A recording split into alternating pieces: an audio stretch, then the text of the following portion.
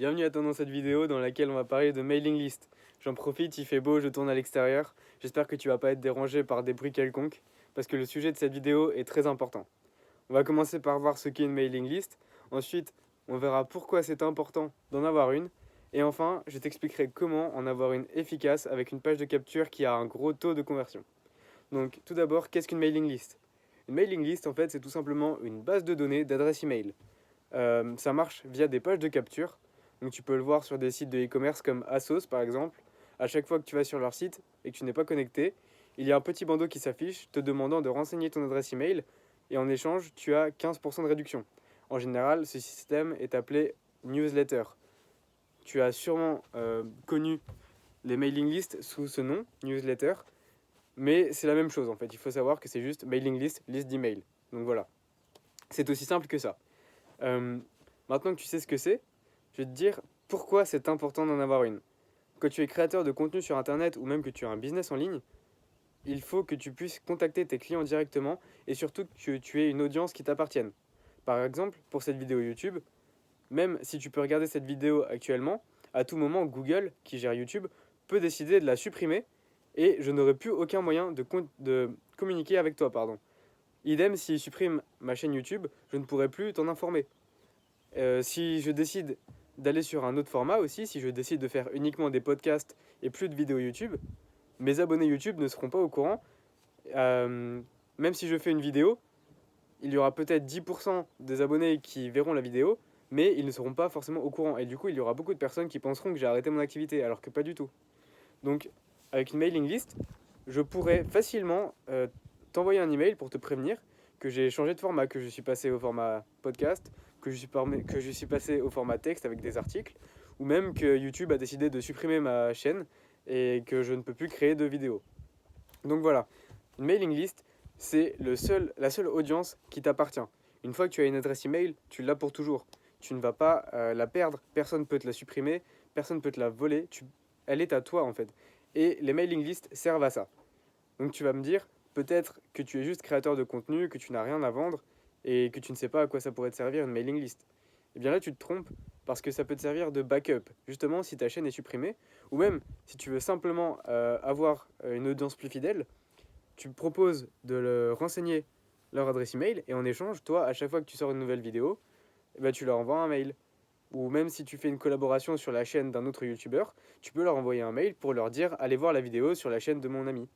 Voilà, ça marche comme ça, c'est aussi simple que ça en fait. Il suffit juste d'envoyer des mails à des adresses email. Mais maintenant, pourquoi c'est vraiment important? Parce que ça te permet aussi de vendre directement tes produits à tes clients. Une adresse email, un échange via email, c'est beaucoup plus intime qu'une simple vidéo YouTube. Là, une vidéo YouTube, il y a peut-être 5%, 10% des personnes qui vont cliquer sur le lien, alors que si c'est une adresse email, d'autant plus si tu crées du contenu quotidien qui apporte de la valeur aux gens, il y aura au moins 50% des personnes qui ouvriront non seulement ton mail, et peut-être 20% qui cliqueront sur le lien que tu as mis dans ton mail. Donc c'est très efficace et c'est très important d'avoir une mailing list qui est fournie en contenu régulièrement, qui apporte de la valeur aux gens et dont les gens ont envie de s'inscrire. En fait, on peut penser que recevoir des emails, c'est toujours une corvée. On peut penser que toi, quand tu reçois des emails, c'est souvent du spam ou autre. Mais il y a des emails qui peuvent apporter beaucoup de valeur aux gens. On va prendre deux exemples différents. Le premier exemple, je m'inscris à une assurance. Je n'ai pas envie que cette assurance m'envoie des emails tout le temps. Je veux que cette assurance juste m'assure, juste me protège, mais ne m'envoie pas des emails constamment parce que je ne les ouvrirai pas ces emails. Alors que si je vois dans un deuxième cas, pardon, quelqu'un qui me propose de renseigner mon adresse email en échange de contenu quotidien, d'e-books gratuits ou de valeurs qui pourraient m'être très utiles, eh bien je vais renseigner mon adresse email justement pour recevoir ces emails, pour recevoir ce contenu quotidien qui va m'apporter de la valeur, des conseils dans mon business. Et c'est par exemple moi ce que je propose. Et donc voilà, ça peut être un excellent moyen de capturer des emails. Et on va passer à la dernière partie qui est comment créer une page de capture efficace. Donc tout d'abord, moi j'utilise MailChimp pour avoir et gérer une mailing list. Donc c'est un service qui s'occupe de tout, de la mise en place de la page de capture que tu vas personnaliser bien sûr, jusqu'au mail de confirmation, jusqu'à l'envoi simple et rapide. Et jusqu'aux 2000 premiers mails, c'est gratuit. Donc ça te permet déjà d'avoir un bon début pour avoir une bonne audience sans payer.